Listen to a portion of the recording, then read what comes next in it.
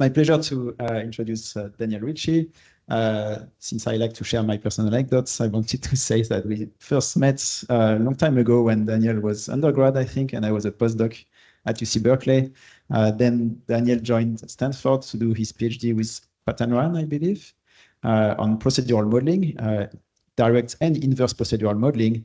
And at the time, he was using Monte Carlo, Markov chain Monte Carlo to explore the search space. And quickly, he was one of the first to adopt machine learning to guide the search in this huge space of combinatorial solutions. And he adopted also methodologies from program synthesis under what became known as neurosymbolic programming, which he studied in the context of computer graphics. So Daniel collaborated with several of us, including Niloy, on DSLs for shape modeling. And recently, we started a collaboration on applying these type of tools to sketch-based modeling. But today, I think Daniel will cover a broader scope of how to interact with shapes through abstractions. Cool. Thanks, Adrian. All right. I'll mute that. Good. So just a little bit of context setting before I get started. This talk is going to be a lot higher level than the last couple of talks we heard. This is much more of a talk about a vision for a research direction that I hope to convince you is worth pursuing. And I want to set the stage by starting with a quote that I like, which is this one. So, the difficulty of generating images has been overwhelmed by a 5,000-fold improvement in the price/computing performance of computing. What remains hard is modeling. The grand challenges in three-dimensional graphics are to make simple modeling easy and to make complex modeling accessible to far more people. So these words were spoken by Bob Sproul in his keynote at the 1990 ACM SIGGRAPH Symposium on Interactive 3D Graphics and Games. It's a long time ago. If you don't know who Bob Sproul is, and why should you care about what this guy thinks about the topic? He, along with Ivan Sutherland, was one of the inventors of the very first virtual reality head-mounted display back in 1968. So he's been doing this for a long time. Now, I was not in the audience for this keynote. I was 2 years old at the time, so this is not where I first encountered this particular statement. I first encountered it here. This is an excerpt of the introduction from Jerry Talton's thesis. Jerry Talton was a PhD student at Stanford who graduated shortly after I started. He's probably best known in the computer graphics world for his work on Metropolis procedural modeling. This is a technique this is a paper that applies techniques from Bayesian statistics to enforce really interesting constraints on the outputs of procedural models. So you can do things like make these trees take the shape of the SIGGRAPH logo. And I found all this super inspirational when I was a new PhD student, both the sort of motivating framing of Sproul's vision and also the particular work that Jerry was doing. And so I spent a large part of my PhD basically following up on this research. Flash forward 5 years later, here's me in 2016 graduating. This is my PhD thesis, and largely what I was doing was building systems to make the kind of problem that Jerry and others were solving just more efficiently solvable, faster inference techniques. So since then, a lot has happened in the 10 years between when I finished my PhD and where we are now. The single biggest obvious thing that's happened is deep neural networks entered the picture. They kind of started taking over a lot of different research fields, including ours. And these networks got deep enough and big enough, and we started calling them foundation models, or more broadly, just generative AI. And now we have really incredible models like this, like Trellis 2, these things which can take images and produce incredibly detailed, fairly realistic looking 3D objects, which would have been unthinkable a decade ago. So it kind of sounds like Sproul's vision has been realized, where we have these systems where a user can take a very coarse, easy to describe idea, like a rugged brown hiking boot. They can put it through your image generator of choice, like OpenAI Image 2, and then you can put it through one of these image to 3D generative models and get a really nice detailed 3D object out. And you could argue, I think, fairly compellingly, that these systems have made simple modeling easy, and they've made complex modeling accessible to way more people than it used to be. So, so very nice, great success, right? Like we've done it. Not quite so fast. I think there's something a little bit insidious going on here beneath the surface that I think bears examination. And I want to get at this by asking the question about what language do we use when we motivate the research we're doing in 3D generative modeling. And I'm going to get at this by looking at excerpts from introductions of some papers that are in this space. So I'll start actually with Jerry Talton's Metropolis procedural modeling paper, which I found so inspiring at the start of my PhD. It has this sentence: unfortunately, the creation of high-quality 3D models is a notoriously difficult task, often requiring hundreds of hours of skilled labor. Here's another one from a little bit later. The traditional practice of manual 3D modeling is time-consuming and labor-intensive, and it's not well-suited to scaling to this demand. Or, while expert artists can author high-fidelity assets, the process is painstakingly slow and expensive. Let's see, the process of crafting intricate 3D worlds is often hampered by the limitations of existing digital tools, which demand extensive expertise and effort. And the process here is both time-consuming and costly. So if we look at the kind of the key common phrases, common sentiments that these statements contain, things like hundreds of hours of skilled labor, time-consuming and labor-intensive, painstakingly slow and expensive, right? Extensive effort, costly, time-consuming. So really, according to us, it seems, us being the community of computer graphics researchers, 3D modeling is something that's really hard, that takes a lot of time and effort to become skilled at. Even once you've acquired that skill, it takes a lot of time and effort to do, like to actually make a 3D model, is expensive. And I think the implication here that's sort of implied but not said explicitly is that there's a cost to skilled labor. And also it's something, it's painstaking. And I think kind of the implication here is that it's kind of not a very fun or worthwhile activity. And this is something, I've heard this kind of language somewhere else recently. It's not really enjoyable to make music now. It takes a lot of time. It takes a lot of practice. You need to get really good at an instrument or really good at a piece of production software. I think the majority of people don't enjoy the majority of the time they spend making music. Okay. So I don't expect most people to know who this is. This is Mikey Schulman. He is the founder of the music generative AI company Suno. Suno is something that I expect some people in the audience have probably heard of. But if you haven't, you can kind of think of it as sort of like the ChatGPT of music. It's basically a system that kind of lets you prompt your way towards creating songs. You can describe a genre, you can put in lyrics, and it spits out audio for you.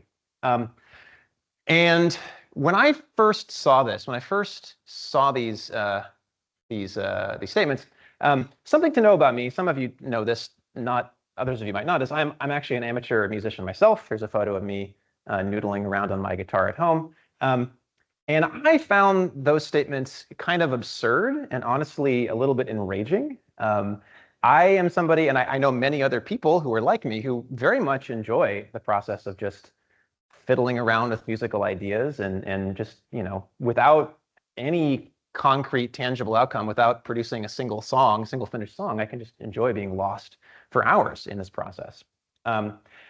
And I'm not the only one who's been pissed off by things that Mikey Schulman has said. There's actually a lot of backlash against this company called Suno. People are making merchandise declaring how much they hate it. People are hiring planes to fly over cities with banners declaring how much you should not use this stuff.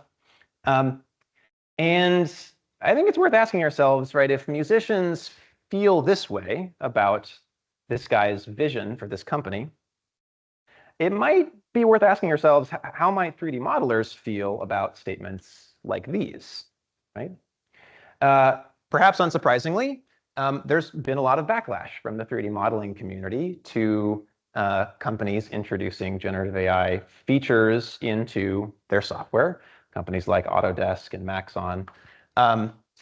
And there's a lot of reasons for this. There's many reasons for these sentiments. Some people are concerned about the ethics or legality of where these companies are getting their training data from. Some people are worried about these tools eventually taking their jobs from them for those who engage in the practice professionally. Some people just legitimately don't think the outputs of these models are as good as what a person could do. These are by no means exhaustive. There's lots of reasons why people feel this way. In this talk, I want to focus on one perspective that I think is important for researchers in the field to consider, which I think sometimes goes unsaid or goes unexamined, which is that when we make statements like these, like statements in these papers or that guys like this say in podcast interviews, what we're doing, there's a particular value system that we are espousing. We're basically valuing product and we are devaluing creative process. Basically, these statements imply a value system that basically goes something like this. We should seek to make as much product as possible so we can maximize the revenue derived from selling that product or selling stuff that that product gets us. And so in this system, in this value system, the process really should be made as fast and cheap as possible. Right? Ideally, you'd snap your fingers and you'd get the product instantly with no time, no monetary cost. And the corollary of this is that the people who engage in that process are sort of incidental, right? And ideally, you'd actually just eliminate them entirely because, right, they're skilled labor, they cost money.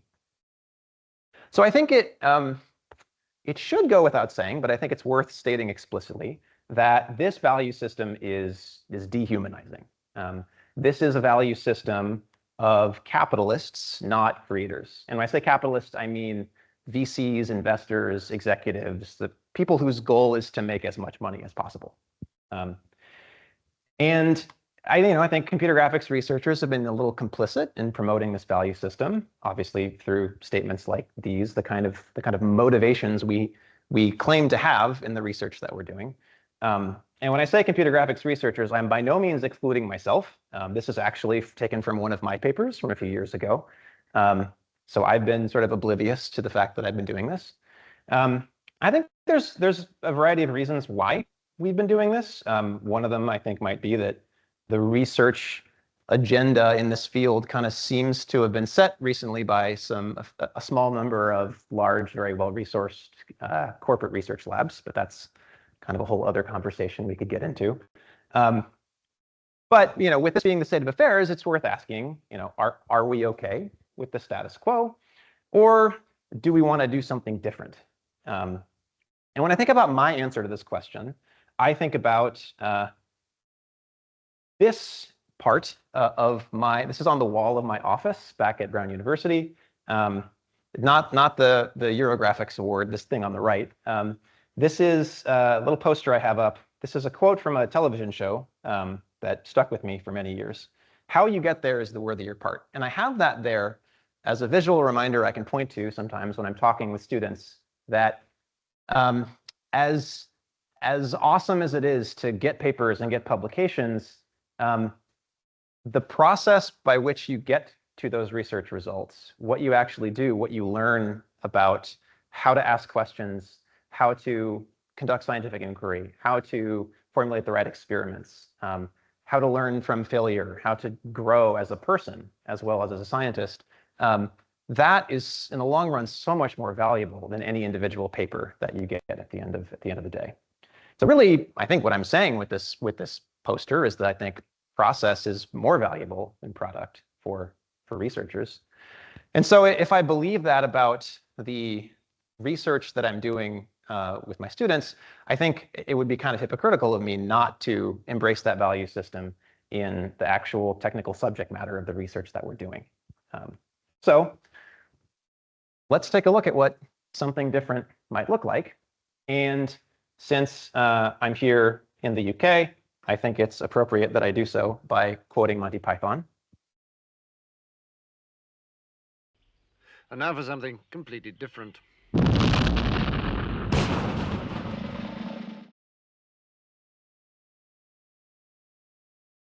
So why do people engage in creative process? And answering this question, I want to set aside the obvious thing that some people do this professionally, some people receive payment or other material benefits for doing this.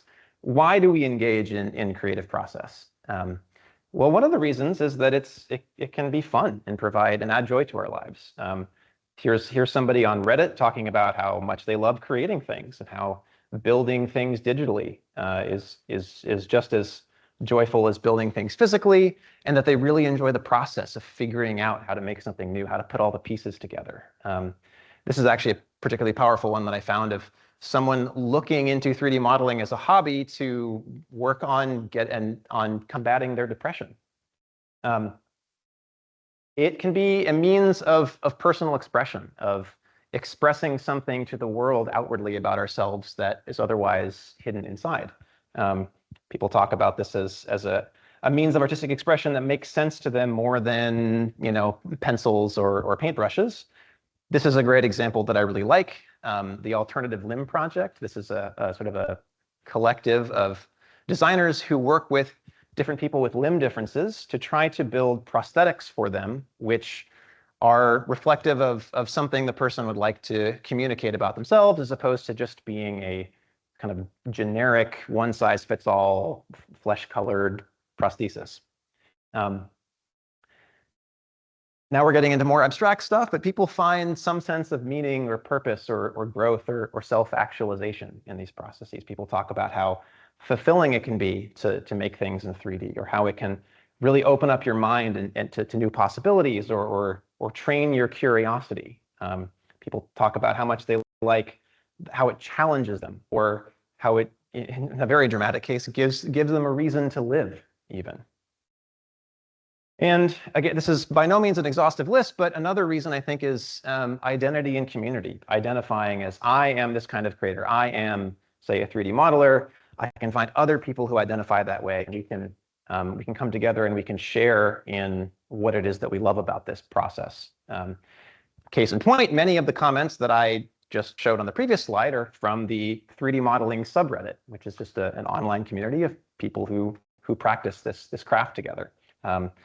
It's not just online communities, there's in-person communities. Many of the student volunteers that we interact with at these SIGGRAPH conferences that we go to think of themselves as 3D artists and build sort of lifelong bonds out of these gatherings. And it's not just professional community. Here's a comment of somebody who finds in 3D modeling, and in this case, 3D fabrication, a way to connect with their family, with their kids, with their nephews, their other young relatives. So again, this is not, I cannot possibly claim that this is an exhaustive list of all the reasons why people do this, but if I try to kind of come up with one word to sum up what it's all about, I might pick fulfillment, right? Something that makes us feel like what we're doing, who we are matters. And so with this in mind, I think in contrast to the dehumanizing perspective that I mentioned before, I think a more human perspective might be, instead of saying, our goal as creative technologists, as researchers, should be to figure out how to make a creative process as efficient as possible so that we can minimize the amount of time a person spends doing it. Maybe we should instead be saying, how do we make this creative process as fulfilling as possible so that however much time a creator chooses to spend doing it feels worthwhile to them, feels like something that they gain some value from in the process of doing it. And so if we look back at this sort of incomplete list of reasons for doing a creative practice, there's a lot of different directions you could explore for how you might try to increase a person's fulfillment with the process. I think only some of which are even the domain of computer science researchers. Basically, not every problem in the world has a technological solution, which I think is a lesson that more technologists really should take to heart. But we have some things we can do as researchers in computer graphics. I think this particular component about how fun or joyful it is to work with these tools, that's something we could look at. And in particular, I think it's worth looking at this now because I think that generative AI, as it exists today, can actually be pretty frustrating and unfun to work with. Here's an example that's a couple years old now, but I still like, which is courtesy of Manish Agarwala, who's a professor at Stanford. He had this blog post, which turned into an ACM Tech Talk called "Unpredictable Black Boxes Are Terrible Interfaces." Very to the point title, where he details an experience of working with OpenAI's DALL-E 2 image generator. Again, this is a few years old, of trying to get it to produce an image of Stanford's Memorial Church, which is a very iconic landmark on the Stanford campus, in the style of the movie Blade Runner. And going through this multi-round iterative process where after 17 iterations of prompting and reprompting, he just kind of gave up and couldn't get this thing to make the image that was in his head. Now, I know that DALL-E 2 is very old by today's standards, and that modern image generative models are much better at producing high fidelity images than this. In fact, I just tried this exact prompt in the new OpenAI image generator this morning. But I still think they're not meaningfully better at being good interfaces, in the sense that when I input that prompt, I had a particular image in my head. The output that I got was not what I had in my head. And I do not know how exactly to change the prompt to get it closer to what I want, right? There's some inscrutable thing happening in the weights of this network that is not visible to me, and that is frustrating. So in thinking about how to do better than this, there's a framework that there's a couple of frameworks that I think are useful, both of which are kind of borrowed from cognitive psychology. The first one is, this diagram comes from Mihai Csikszentmihalyi's theory of flow, which I think probably everybody has heard about, the concept of being in the state of flow. Sort of like in popular science, but there actually is some research behind it. He has this diagram of when a person is doing something, basically where their sort of emotional experience of that thing based on their skill level and on how difficult that thing is to do, what their emotional state will be. And broadly speaking, I think good interfaces for creative practice, specifically, you want to be somewhere in this half of the design space. And exactly where you are, really, it depends on what the individual user is trying to do. Like if they just kind of want to relax, great. If they want a really intense challenge, maybe you want to be up here. Probably most of the time you want to be in one of these parts of the space. And that's why people talk so much about flow, right? Really just getting lost in something where you're really in the zone. You feel like you're just firing on all cylinders. You're making progress, but you also feel like it's easy. Things are not, you're not coming up against roadblocks, and you feel kind of like you have a superpower, and the minutes just fly by. So how do we do that? How do we build systems that get us into this particular part of this design space? For this, I think it's useful to look at another framework from cognitive psychology. This one courtesy of Don Norman, who is kind of a design guru and very, very well known in the human-computer interaction community. He has this theory of when people are working, when users are working with systems, there are these gaps, or he calls them gulfs, that you have to be able to close. One is the gulf of execution, basically figuring out how to do a particular thing in the system. And then the gulf of evaluation, when you took an action in the system, figuring out what happened and is that thing that happened what you actually wanted. And basically the process of using the system is just repeating this loop over and over again of figuring out how to do something, doing it, and evaluating whether it accomplished your goal. And generally speaking, the smaller this gulf is, we can argue the better the interface is for a particular user. They're going to be able to get into a state of flow. They're going to have a more fulfilling experience using the system. So how do we go about building interfaces that do this? Well, what are interfaces made of? Interface is defined by its abstractions. I think probably everybody here is a programmer to some extent. So you can think about this in terms of like object-oriented programming interfaces, right? They provide some set of abstractions. They provide some abstract functions or methods that they can do. And similarly, these creativity support tools provide operations, tools, metaphors, affordances, whatever you want to call them, kind of the atomic stuff you can do in these tools. And different tasks or different users benefit from different abstractions. Not all 3D modeling tasks should use the same abstractions. So very obvious example here is if I'm someone who's trying to build mechanical parts for a car, for example, I probably want to use a CAD tool like Onshape, because it provides really precise curve drawing. It allows me to define constraints between elements of those curves. It allows me to do operations like Booleans or chamfer or bevel, things that reflect the physical manufacturing processes that are going to build this geometry. But if I am a 3D artist who's trying to model alien creatures, There's very different abstractions that are going to be useful to me. I might prefer to use something like ZBrush, which is a digital sculpting tool, because it provides abstractions that let me sort of push and pull at the surface to smooth things out, to apply vector displacement maps to add local details to things. These are the operations that I care about. Now, a less obvious, a more nuanced example, even if we're talking about different people working on, we'll call them CAD domains, there's different kinds of CAD tools that would be useful for different people. So if I'm an architect who's trying to design a building, I might prefer a tool like Rhino, which has really mature tools for working with NURB surfaces to make interesting freeform architecture. It has really nice built-in procedural modeling tools for defining the repetitive elements that often feature in building architecture. And it has built-in analytical tools for things like structural analysis, energy usage analysis, how much daylight I'm going to get out of this structure. Now, if I'm a jeweler who's trying to design rings, for example, I'm still going to want to use CAD. This is still something that's going to be a product that's designed to be built in the physical world. But I could use Rhino, but I might want to use a different tool, like this thing called Matrix Gold, which I only know about because the jeweler who made my wedding ring happened to be using it. And I asked him, what is this 3D modeling software I've never seen that's up on your desktop? And this thing is, well, it's a jewelry-specific CAD tool. It has abstractions for gem setting and placement. It has nice features for built-in instantiating objects along surfaces, which is a thing you often want to do in jewelry. And it has a really quite exhaustive library of parametric ring shapes, which makes it really easy to explore different variations of a design without having to build all of those ring shapes from scratch. Okay.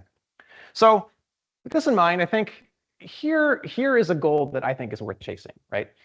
Instead of doing what all of the developers of all these tools I just mentioned did, which is to hand design all these abstractions for different modeling tasks and different users, and instead of doing what the kind of zeitgeist of the research field at the moment is to do, which is use Gen AI models to synthesize creative outputs, to synthesize 3D models directly, how about we try to build systems that synthesize the right abstractions for each creator's process? Basically, generate the tools that are going to make sense for that individual user for the thing that they want to do. And by the way, in framing this sort of second one as a thing we don't want to do, I'm not saying that we shouldn't use, big Gen AI foundation models at all. In fact, I think we actually can use them to help synthesize the right abstractions. And the fact that these tools exist now, I think, is why it's actually possible to investigate this question today. This isn't something that is a question you even really could have productively asked even a decade ago. Okay, so I don't think that this is an aspirational goal. I don't think there's any research right now that quite lives up to it, but I think there's some research that's on the right track. What I'm about to discuss is by no means an exhaustive list, but some things that I think are on the tip of my tongue. One of them is this thing I'll call semantic similarity handles, something called transient widgets, and something we're probably all a little bit more familiar with, procedural abstractions. So semantic similarity handles, this is an abstraction that basically provides a little handle that lets you control how much like X an object is for different values of X. X could be a noun, it could be a type of object, it could be an adjective. And this is by no means a new idea. I think the first time I ever saw this was over 10 years ago, this paper by Urson Umer and Sid Chowdhury and others, semantic shape editing using deformation handles, where they built a system where you could take an object, and they had a predefined set of axes that were quite abstract by that time standards, like how feminine a shoe was. And you could drag along the slider. This image is only showing a set of discrete steps, but this is actually a continuous deformation space, and you can actually vary the design along that axis. There's another example, it's actually even a little bit older, which is doing discrete variation of parts. And I like this. I'm going to play this little video. I like it because it also explains a little bit about how the system works.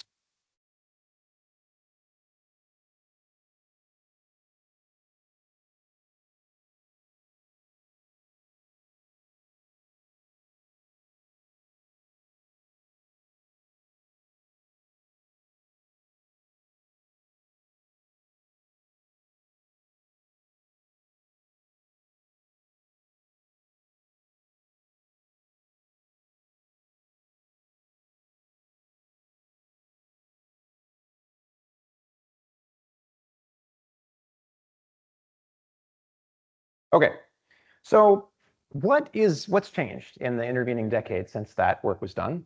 Well, at the time, as that video just mentioned, these methods were, the way they worked is that they learned from large data sets of human pairwise comparisons of these different semantic attributes. And that's not something you can do at runtime if your user comes along and says, hey, this is the semantic axis that matters to me.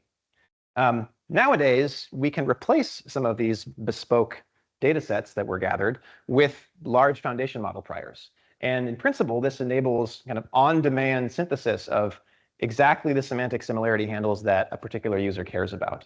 An example of this idea put into practice is I'm going to highlight some work done by Adriana and her student Milan, which the system read BeyondCAD, where you can take a 3D shape that is expressed going to be expressed in terms of a very, very low-level parameterization. In this case, it's just a bunch of cuboids put together. And their system takes this information as input and produces a set of sliders that allow you to control how like a certain type of chair each of this chair actually becomes. So you can say, I want this to look more like a bench, right? I want this to look more like a stool or less like a stool. I don't have time to get into the nitty-gritty of how it works, but basically, there's a large language model which suggests what semantic axes might be relevant for this shape. And this is something that in principle a user could also provide, or at least edit the outputs of the LLM. There's an image-to-image diffusion model, which takes this a rendering of this input shape and tries to imagine what it would look like in the style of each of these different axes. And there's some differentiable rendering, which tries to optimize the low-level parameters of the original model to make it match those imagined renderings by the diffusion model. There's some more technical details to then convert those parameterizations into these sliders. You'll have to take a look at the paper for that, but that's sort of the high-level idea. Okay. Now, transient widgets, slightly different idea. The idea here is it's an abstraction that provides some widget or some kind of controller that lets you accomplish a very specific edit in the context of the current shape you're working with.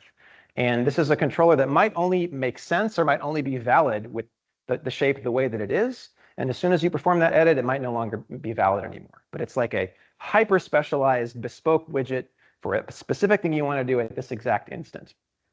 OK, very, very abstract. Let's make it a little bit more concrete. So the first instance of anything like this that I can think of is not actually from a piece of like CS technical research. It's from this sort of thought experiment, I guess, by George Steiny, who's an MIT architecture professor, also happens to be the co-inventor of shape grammars, which we use all the time now in procedural modeling. And he posed this question: can you convert the left shape into the right shape using only 2 edits? And initially, you're like, aha, I can do it in 1 edit. That's just a reflection. That's very easy. But then he says, no, the only allowed edit type is translating a triangle. That's the only thing you can do. And you stare at this for a minute, and you're like, well, OK, I clearly can't do it by just translating this triangle, because that triangle's orientation is reversed. And even if I get clever and think about splitting this little arrow shape into 2 triangles, I still can't think of a way to do it. And the trick is to do this, is to basically shift this triangle over until you get the star shape, and to recognize that in this particular configuration, this new triangle now exists, and now you can move this thing off to the side. And so the key idea here is that the potential representations of a shape change as the shape itself changes. And if the potential representations change, then the stuff you can do with that representation might also change. So certain manipulations are very, very context specific to what that shape actually looks like. So Gilbert Bernstein and Will Lee back in 2015 were also aware of the fact that different representations afford different edits when they proposed this paper called Lilicon, which, as far as I know, is the origin of the term transient widget. But the idea here was that, well, if I have this like black and white 2D vector art of a little icon, maybe this is supposed to represent a window. If I represent that as 4 quadrilaterals, it's easy to do this edit. But if I represent it as this trapezoid with these sort of strips Booleaned out from it, it's much easier to say, adjust the white space that's kind of in between those window panes. And so they built a system which let you do this. You could actually take just any old black and white SVG image, and you could interpret the negative space between parts of the graphic as a stroke, as an actual stroke, and you could adjust that stroke's width and things like that. Super cool. I think this is a paper that's underappreciated in my opinion. So what's changed since then? So at the time, like when this Lilicon paper came out, these transient widgets were very carefully designed for each individual design domain. It took very brilliant researchers a while to figure this out. Nowadays, in principle, these generative AI models can just do on-demand synthesis of the kinds of user-requested transient widgets you might like.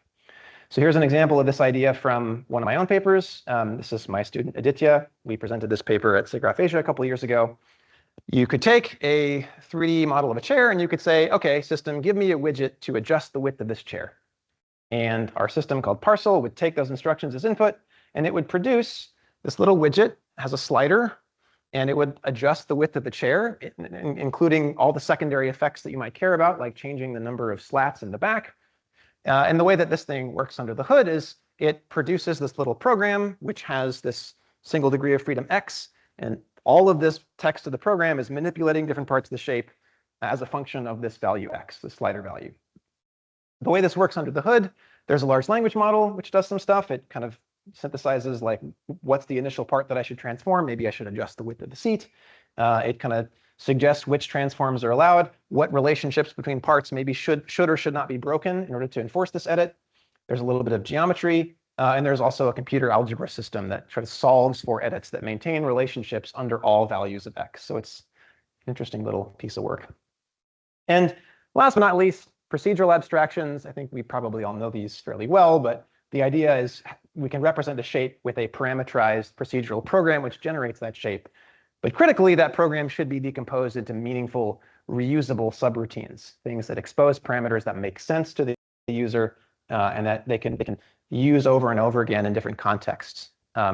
So there's too much foundational work in procedural modeling to really cite it all, but some of the most important ones that immediately come to mind, Pascal Miller's work on procedural modeling of buildings, defined abstractions like subdividing a volume or repeating some pattern along the face of a volume. Gtangle is a more recent paper that I really like from Fabio Pellicini's lab, which allows the definition of really cool, these called tangle patterns that look like this. And we had some work in my group on a domain-specific language called shape assembly, which lets you define the connected structure of parts in 3D objects. And again, what's changed since these works is all of that stuff in the past, the libraries of subroutines that these procedural models were using were all written by hand. And as I'm sure most people in the audience now know, LLMs are getting pretty good at writing code. And so in principle, they can synthesize these user-requested subroutines. So an example of this is a paper that we haven't yet published, but will be out soon. A paper called ShapeLib that's done by my former student, Kenny Jones, in collaboration with Niloy and others. Here, a user has a certain kind of abstraction in mind, like they want to be able to decompose chairs in a certain way. They can describe what functions they would like. They can provide a small set of 3D objects in which those kinds of abstractions would be useful. And then the system goes ahead and just generates a library of these procedural subroutines, which implements the functions they've asked for.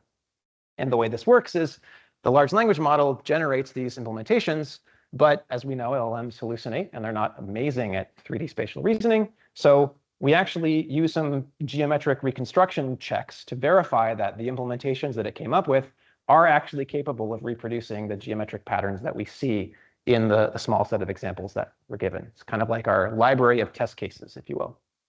And when you have these abstractions, in our particular case, the programs themselves only generate assemblies of boxes, but those are already very useful as parametric deformation cages. So you can manipulate the parameters of these programs, and you can use that to control the deformation of some more detailed mesh.